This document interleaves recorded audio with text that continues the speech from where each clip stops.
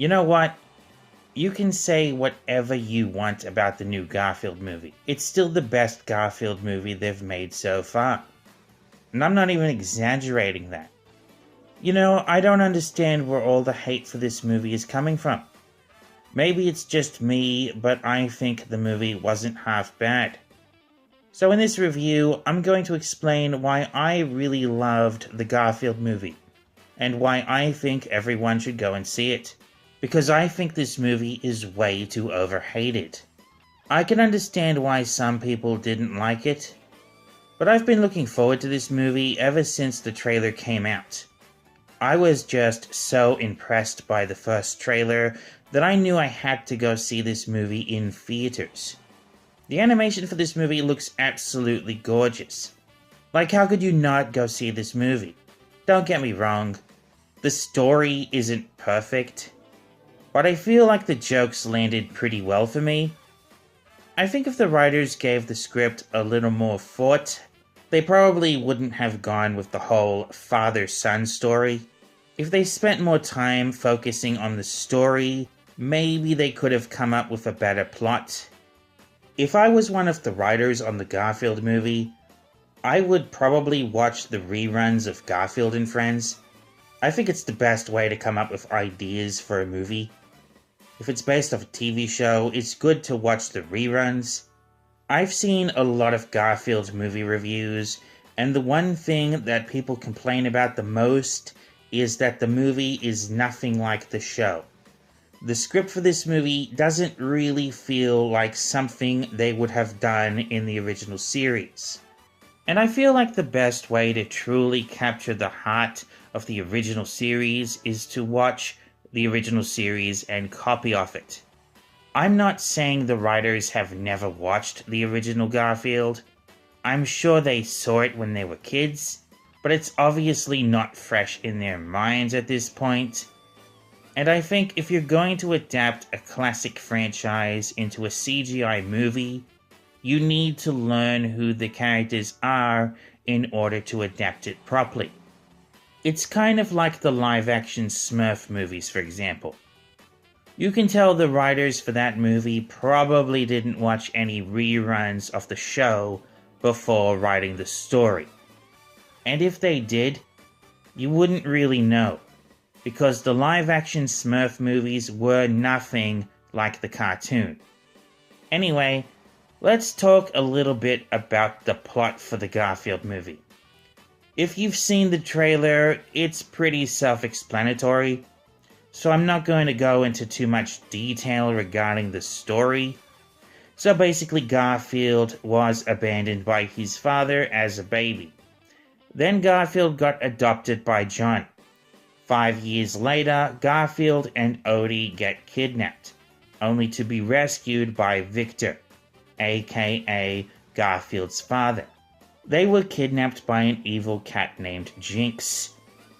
Jinx is seeking revenge on Victor for leaving her behind during a milk heist at Lactose Farms. She wound up being imprisoned for breaking and entering. So now Garfield, Odie, and Victor are forced to go on a heist mission to retrieve a truckload of milk to pay back Victor's debt. I'm not going to spoil the movie any further. If you've seen the trailer, you should already understand the initial plot anyway. I really feel like the only reason they even gave Garfield a father is so they would have an excuse to include an extra celebrity voice in the movie. It's like they wanted to include Samuel Jackson, but they didn't have a part for him, so they gave Garfield a father. Problem solved. I wouldn't be surprised if that's what the execs wanted to do. According to the executives, celebrity means everything. Speaking of hiring celebrity voices for no reason, we have yet to discuss the elephant in the room, Chris Pratt. I think Chris Pratt does a better job as Garfield compared to Mario.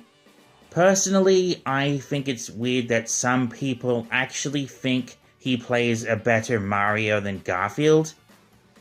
I don't understand why people think that. Mario's voice is way too distinct to be played by just anyone. You have to sound exactly like him. Because if you don't, then it just sounds like a cheap imitation. And that's what Chris Pratt sounds like as Mario, just a cheap knockoff.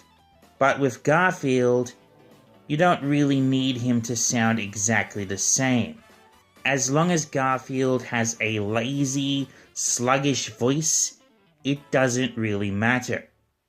And I think Chris Pratt manages to make Garfield sound lazy enough to the point where it kind of works. You can still tell it's Chris Pratt, but he manages to make it work.